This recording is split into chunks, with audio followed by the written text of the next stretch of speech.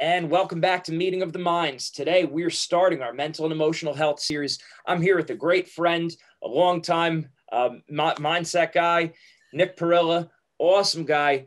I'm going back a long way, like I said, and he wants to share his story about mental and emotional health, overcoming coping strategies. We're just excited to have him. Nick, thank you for joining us. Hello, how are you? Hello, everybody. As Mr. Zanetti pointed out, I've talked to him for what? It's been a while. I wrestled, started back in third grade. I stopped at around college. And yeah, I'm excited to be here. Excellent. Yeah, so we used to speak regularly, like almost probably once a week, right? Or every other week. It was pretty frequent. Yeah. Yeah. So now talk about how you started going into different, getting into lower areas with depression and everything with that, how things started going downhill. So things really started going. So I'm going to backtrack a little bit. So for the last couple of years, when I wrestling turned into something that I love to do to something that I was doing for other people. And it was starting to wear down. And, I always had that mindset of like, hey, if I quit, what's my coach going to think about it? What's my parents going to think? What's going to be that reputation on me? And, I had it put into my head that, if I quit, I'd live the rest of my life as a quitter. And so, and when I did finally quit wrestling in college, that's what I originally went to college for. 2 weeks in, I was like, I just can't do this. It's just way too much. And as a result, I quit. I got a lot of negative reactions, from different places, and it really tore me down. I went from, having, A's and B's to, showing up to class every day to now having, C's, D's, and almost F's in some class, not showing up at all. I would be in my dorm room, for the majority of the day. And things went downhill. I remember at the end of my first semester in college, I went off winter break, I went back home and I was like, hey, you can't go back. And, with the friends that I had met, I was just like, I don't want to leave. I want to keep being there, but, something clearly wasn't working. But I wasn't thinking straight enough at the time, to be thinking that way. Eventually, they eventually said, okay, well, you can go back. I went back, and again, I was in the same place I was. I just wasn't me. Something wasn't right. I didn't know at the time what wasn't right, but everything was just going downhill. And then spring break, I remember spring break of 2016, we got back from spring break. Said, yeah, no, it's best that you don't go back. We're going to keep you here. And then a couple of weeks later, I was in the hospital for the first time. Yeah. And what was it that was really dragging you down? Because of course there's wrestling, but there's obviously more going on. Yeah. I think for me, it was my entire life. I'd always been taught, like what to think. I never knew how to think for myself. And that really caused a lot of problems, when I started learning how to think in college. What do I want? What does Nick Parilla want? What do I want to strive to do? What do I actually believe in? What do I actually think? And what am I believing right now just because somebody told me? And a lot of that was separating that. And if I did think differently to somebody else, how would they judge me? What would they think? And that was really, a big crux to my problem. That makes a lot of sense, because a lot of these things, what people need to realize, it's not just, these aren't surface level questions. We're dealing with ultimate reality. And if we don't feel like we're solid with ultimate reality, there's no foundation. No, there's not. No. So there's big questions. And unfortunately, I think a lot of times kids struggle because we don't really know where to go. We don't know who to ask and who we get good information from. There's so much information out there. And a lot of times the people that we ask the questions of, they don't really have the good answers, more than just believe because I say so. And that hurts a kid who really is, or not just a kid, a person who's really inquisitive. They're intellectually honest. They're open to learning, and they're just not being fed. And that's exactly what happened to me. It wasn't until I think it was 2018, again, I'd always been told, what to think. So I never knew how to think. And I remember 2018, I gotten halfway through a semester of a Proust class in math, and that class is entirely how to think and not what to think. In Proust, they're like, hey, you've learned, the quadratic formula is true. Now I'm gonna show you how to find out that it's true and not just accept it as true. And when I started learning, kind of how to say, okay, I've been told something now. Okay, let's back up all the way to the bottom. Let's build back up and let's see if I can come to the same conclusion. Right. No, that makes a lot of sense. And unfortunately, because we're the philosophy is weak. I mean, in the past, I don't know if you're familiar how they used to educate people in the Middle Ages, but there was the trivium and then there's the quadrivium. The trivium was grammar, rhetoric, and logic. So before you could go on to the sciences, you need to be rock solid. You need to know grammar. Otherwise, you can't put together a proposition or a statement. And then if you're not able to evaluate an argument, logic and reason, you're not able to form a coherent thought. Mm-hmm. And you see that it's the effects on our society are very clear because all of our different leaders on both sides of the spectrum get away with making statements that they're not logically consistent. So being able to evaluate a statement, evaluate a proposition, where is this person speaking just from emotion and where does this actually make sense? That hits hard. It does. I think, a big part of it for me too, was just identity. And then eventually, it got to, a point in time where, I think at the end of the day, I had eight hospitalizations. It was probably, soon after, like my third or fourth, like that idea of like learned helplessness started to settle in. And that like the moment that I feel bad, like, but it's just like, there's nothing I can do. So I'm just going to sit in it. There's nothing I can do about it. It's not going to change. So, might as well just sit here and do nothing. It's going to have the same effect, if I go out and reach out to people. And that started what was, ingraining into my mind. And it took a very long time to break out of that mold. Right. Now, what would you say for kids and for people just in general who are in those low places? What are some of the signs that we should be looking for? How can people communicate with you effectively? Because I'm sure you had a lot of people who meant very well, trying to reach out, but didn't quite get you or get what to say to you. What do you think there? Really, the big warning signs are when, for me, I had to realize, okay, what were the things that I loved doing? And, for me, it's going out and socializing with people. And I noticed that wasn't happening anymore. It's everything's a balance. And if you're not doing if you're not doing everything that helps maintain that balance, from, eating, and I'm not even going to say healthy, just making a good choice, like something as simple as, hey, I had a soda, let me drink 2 glasses of water before I have another one. Or, it's just simple things like that. If you're not taking care of yourself, then that's how things are starting to go downhill, and you need to kind of catch yourself and be like, okay, hold on, something's not right. I feel depressed today, or I feel down. Why do I feel down? I feel shame. Why do I feel this shame?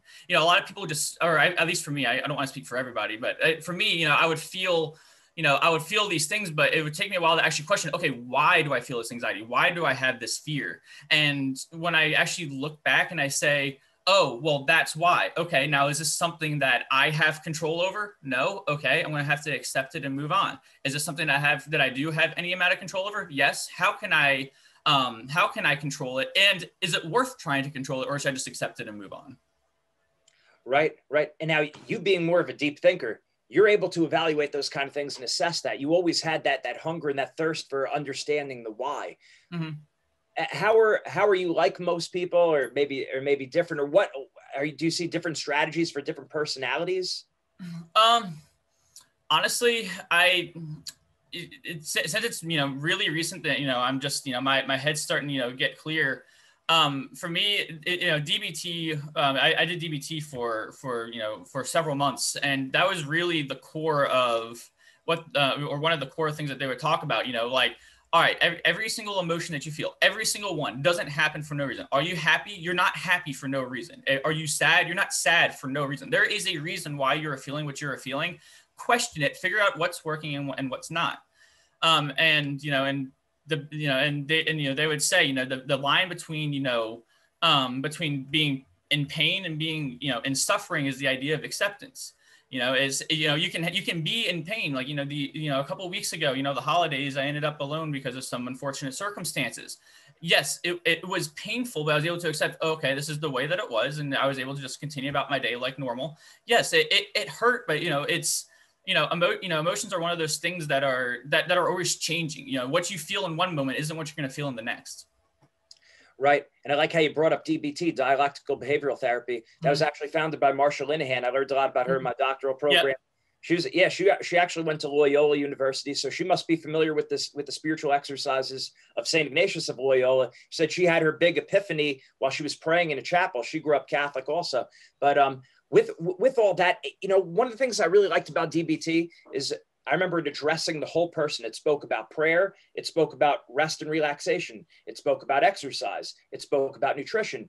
And exactly like you said, looking at the emotions and understanding that difference between pain and suffering, the acceptance, understanding yourself, and just really going after the emotions, like understanding the emotions, why you have them and what you could do with them. That it's not just the link between the thoughts and the behaviors, but also that emotions. Was that your experience, that Yeah. It was more of like a holistic type therapy? It was, yes, for sure. And we had nutritionists. We had, it was really, we learned about, we learned a little bit into CBT, and cognitive distortions, and stuff like that. I still am. I'm, very black and white thinker. It's either this way or this way, but not a lot of people are willing to look. Oh, there's also this gray area in between, even if you don't think that there is. And that's something that that I still struggle with. Yeah, definitely. And it's one of those things where I think when it comes to mindset, mental and emotional, it's hard looking at it black and white, because like I tell people, usually when we think about confidence or anxiety, you're not dealing with the numbers 0 or 100 on that scale. It's everything from 1 to 99. And it's not like things are cured, things are managed. Right. So you get better control, but you never actually arrive at 100% or 0%. Yeah, so, exactly. Yeah, that's great stuff. And now talk about, so we see the CDC numbers were crazy. 1 out of 4 people between the ages of, 22 or between 18 and 24. Yeah, I think it's, contemplating suicide. And talk about that. So when you were going through that, when you had that ideation, what did you struggle with? And then how do you reach other people now and help them? So I'm gonna backtrack. I think it was 2016. I think it was 2016. Honestly, the years just meshed together. But it was December of 2016. I remember my parents had asked me to leave. We got into a little argument. And I was like, okay, well, I'm just gonna leave. I didn't have anything. And I was starting to walk out the door. They're like, hey, do you need don't you need bags and stuff? I'm like, no. And I remember walking down the highway, I see, trucks pass by, and I was looking back. I'm like, should I do it? And I remember, the third one came by. I was like, I remember jumping in front. And I did get hit, it's that feeling of like just not having anything, and being alone, and feel like you're stripped, just being like you're completely stripped. But I know now that I'm not alone. You just go into Google, type how many people are in the world. You'll see 7 billion people. The odds, if you ask even 3 people, I bet you at least one of them will help. Probably all of them, in all honesty. Just reach out. That was the hardest thing for me. When I was in Pennsylvania, they did an exercise where they're like, okay, we're going to put a blindfold on you. And there's this maze of ropes, and you have to have one hand on the rope. And, when you come to an intersection, you can either, branch off into, onto a different one, or you can keep going straight. It's just a maze, and you have to find your way out of the maze. And, I remember, I was going, and I was being stubborn. I was like, no, I'm going to figure out where this exit is. And they're like, hey, if you think you found the exit, just stop, raise your hand, and, somebody will, come to assist you. And if you need anything else at all, same thing, just stop and just ask. And I was just like, no, I'm going to find this on my own. I have to do this on my own. And and they started, eventually got to the point, everybody's like, hey, a brother has come home, all these people are finding this. I'm like, why can't I find it? And they started playing, help somebody help. And I'm like, okay, well, let me just ask. I'm like, hey, I asked if this was the exit. I asked about this. I'm like, well, like what am I missing? And they're like, well, there's one thing you actually haven't asked for yet. And, I think back to the song, I'm like, help. And they're like, are you asking me for help? And I said, yes, I am. And I remember he walked out of he walked me out of that maze, and the message, I don't remember the exact words. I have it on my Facebook page, but he's like, don't dare minimize the power and importance of what you just did and ask for help. Asking for help is at the heart of our recovery. And, and when you surrender control and you were vulnerable, and you asked for help, you found your way home. He's like, there was an exit to the maze, but it wasn't a physical one. It was a spiritual one. Wow, that's great. So in Pennsylvania, that was a mental health facility that was helping you navigate the mental and emotional waters. Exactly.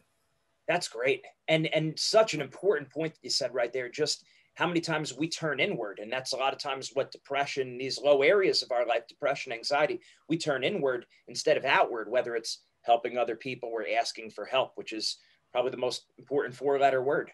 Yeah, it is. Yeah, so talk about how that's changed your life, being able to now ask for help, and just in general, not even in extremely bad situations, but just in general. It helps out a lot.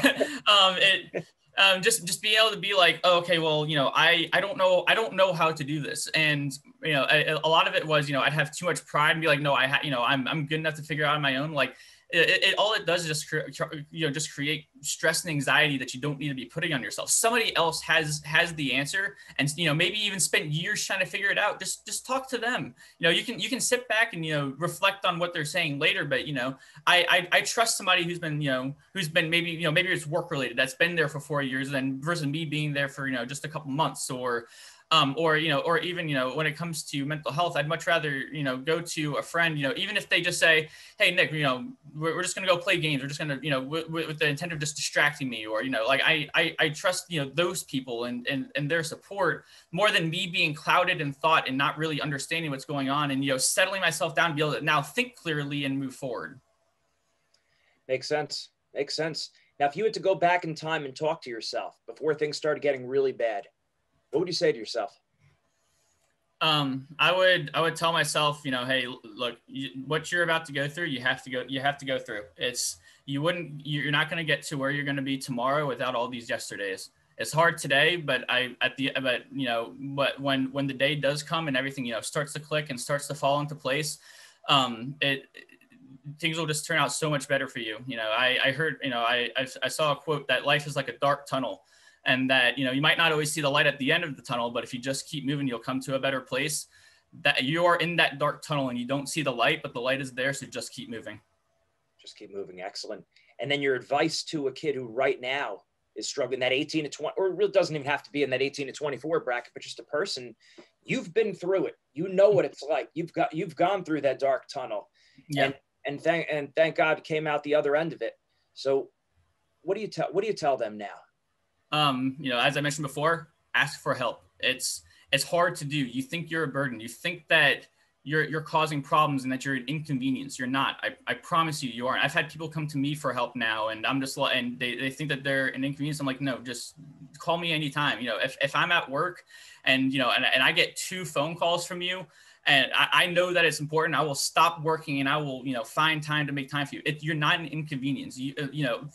I'm 99. I'm willing to bet every dollar that I got that if you call your friend and you're like, hey, I need you to drop everything right now and help me because I'm in that dire straits, they will.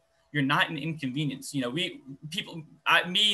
me, I can adapt. If somebody needs help, I can adapt to, what I may have lost, maybe working or what I'm doing right now to make sure that I still have this lifelong friend.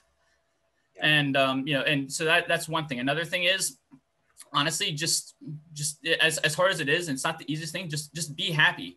It's a lot of bad things are going to happen, but bad things happening doesn't make things bad. It's your attitude towards them that makes things bad. Okay, something bad happened. Okay, well, okay, crap, I can't do anything about it. So, when there's like this tension, we have, as humans, we have this tendency to go towards that tension and want to resolve it. But oftentimes we don't think, well, what happens if I just ignore the tension just to go do something else? That sounds very DBT. Instead of fighting our thoughts and getting involved in that mental civil war in your head, you're changing your relationship to your thoughts and realizing I can choose to step back. Mm-hmm. Exactly. That's great. Yeah. Good. And last thing that I want to say too is, while I think that everything does change, I haven't really found many counterexamples to that. I think for me, recognizing that my thoughts are going to change and that my emotions are going to change when I do get down, for me, it's sobering to think, okay, this is going to change. Just settle down, just relax. It's going to be painful for a little bit, but eventually, your body is going to, restore emotional equilibrium at some point so you can go back and actually process what's going on. Right. That's a big point. So many important points you hit on there that a lot of people don't realize that the studies show about our overall level of happiness and contentment, barring some kind of massive tragedy, most people restore to that equilibrium you mentioned in somewhere between 3 and 6 months. So like you said, trusting that that your mind, your emotions, your body are going to naturally restore. Talk about that just a little bit more. That's important. So that's something that I actually realized this year. It's one of those things I knew, but I didn't really, think about it, or I didn't think it was that important. But just the idea that, hey, I feel sad, I feel sad right now. Something bad, or, something that I perceive as bad, just happened. I remember thinking stuff even this year, I'll be suicidal ideations, would pop up very mildly. I'm like, no, I know that this is what I'm thinking now. I know that these are my emotions now. I know that this is my situations now, but I know that that's not going to be my thoughts, emotions, and situations later. And I'm like, all right, it's really just accepting, okay, this happened. I know that my thoughts and emotions are going to change. I'm going to adapt, and that it might take some time, but this is that time period. It's like, okay, I know that this is going to change. I feel bad right now. What can I do right now to make myself happy? In the short term. So in the long run, I know that I'm going to feel better and be where I want to be.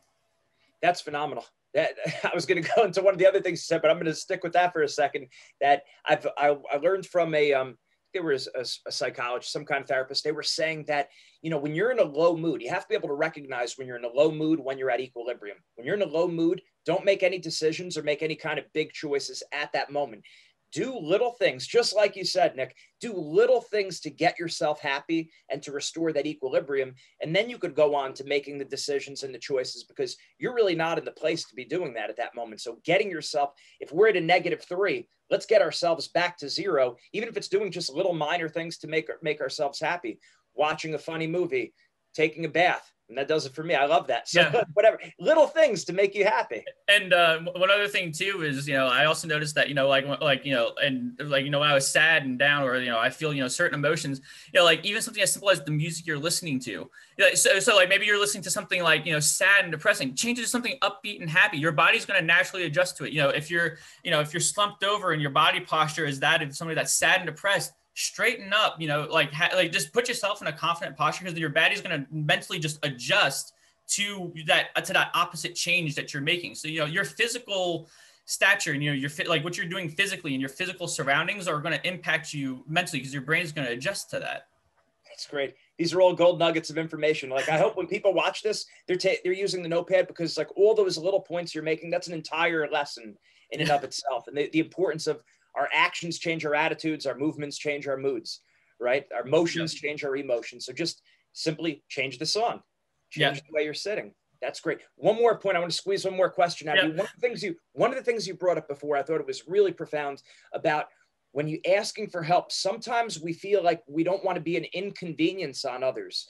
Talk about maybe how to ask for help, because there's a difference. There are some times where, okay, there's minor things going on that we kind of, just get over it, right? But then there does come a point where this is not something where you just say, just get over it. This is a big deal. How do I ask for help, and how do I overcome that mental and emotional barrier of I'm being a nuisance to other people, or they really don't care, or I'm inconveniencing them? Talk about that. I know, broad. I basically hit you with a lot right there, but talk about that topic. Yeah, it's fine. I think when I used to reach out for help, it eventually just got to the point where now I just text people. I'm like, hey, I'm feeling down. I need help. That's literally the text message that I would send that I send people now. And now, and me and my friends, at this point, we feel like, me and my friends that have decided to say, we can only do so much. So, so instead of saying we're going to do everything that we can, we're going to do what we reasonably can. But you don't, when you reach out to somebody, if we now have the, for us, we have the understanding of, hey, even if I am not able to help, whether it is because, I actually don't, maybe I'm out of town, you didn't know it or something, I will help find you a means to get help. Just getting that, just initially reaching out is all you have to do. And you'll get the help that you need in some capacity. It might not be, from that one source that you wanted, but that one source will maybe, go out and say, hey, mom and dad back at home, call Nick. He needs some help, and they'll call you. Somebody is always going to be willing to reach out for you, out to you, and we're going to be willing to help. And honestly, people want to help, especially when you build a relationship with somebody, they're not there just to, be somebody you hang out with. You do hang out with them, obviously, but they're also there, for emotional support too. And, you got to leverage every single aspect of your friendships and relationships. Absolutely. And it would seem to make sense that these are people, it's not necessarily everyone or all friends, but there's certain key friends that you let them in, you let them know, hey, I struggle. Sometimes I get to these low areas of anxiety or depression, or I have thoughts of hurting myself. I need to be able to, I'd like to be able to speak to you at different times. Can I reach out to you if I'm struggling? So this way they know they're not blindsided. Is that what you would say? Yeah. I don't know, like, it's really hard for me to answer, because like it's just something that just came over time of just learning that I'm just not an inconvenience. It really is a mindset. When you start telling yourself, oh, I'm a burden, I'm an inconvenience, then you're not going to want to reach out. But when you start changing your mindset of, hey, I know people care about me and I'm not an inconvenience, and I'm it's one of those things that, like, as much as I hate to say it, it really is one of those things that just comes with time, and you have to start training yourself. It's just training yourself to think differently. You've been thinking one way this entire time, and you just really have to start telling yourself over and over again that that's just not the case and not true. You got to step back and check the facts. Awesome. Nick, this is by far one of the most important, if not the most important interview we've ever done with Winning Mindset, because this really has such an impact on people. Of course, yeah, we love to see people succeed in sports and school and life, but success is a very far cry. Success is way distant to mental and emotional health, well-being, happiness, and just life lessons. I really appreciate it, Nick. Thank you very much. No problem. Thank you for having me. All right, great. We'll talk soon. Have a good one. Bye.